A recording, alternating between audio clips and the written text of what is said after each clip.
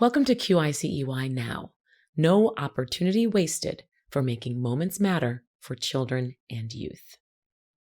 We are exploring the competency inform and prepare children and youth, and we're starting right now. Keeping children and youth informed and prepared means sharing accurate, relevant information with them and helping them to understand what to expect next.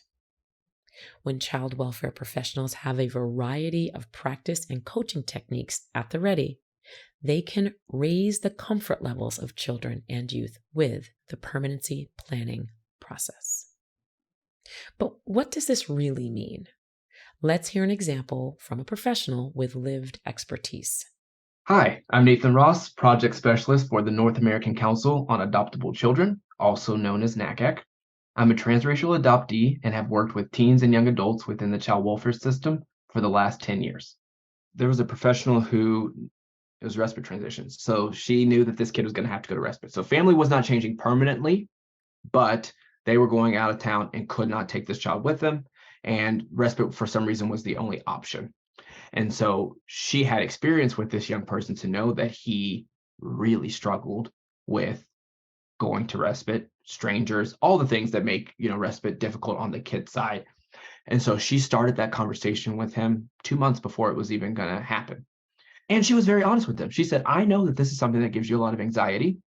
And I know that your reactions because of that anxiety tend to lead you to sticky placement situations. It's just transparent. It's not like we have to avoid the fact that kids sometimes have behaviors. That's not, realistic. Bring it up. Hey, when you get anxious about this, you tend to do things to show that you're anxious. And people sometimes it's above their threshold, and so they end up having to move you. I don't want that to happen because you really like this placement. So I'm letting you know now this is happening. I also let your therapist know so that you can start talking about how you feel about this.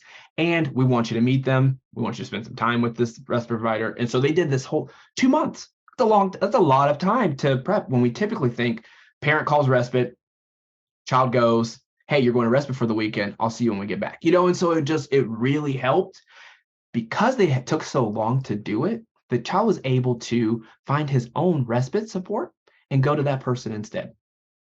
Thanks, Nathan. Now that we've heard an example, let's wrap this up with some things you can do to inform and prepare children and youth right now. When transitions or other changes are happening, ensure that children and youth are informed and prepared. Give them opportunities to have input. Use the support networks of children and youth, plus other resources, to help the young persons prepare for transitions and other changes in their lives. Provide real-time information to children and youth about upcoming transitions and other changes in their lives. Provide them with this information on an ongoing basis. Now is the time to better inform and prepare children and youth and to make moments matter. The QIC-EY is 100% funded by the Administration for Children and Families of the United States Department of Health and Human Services.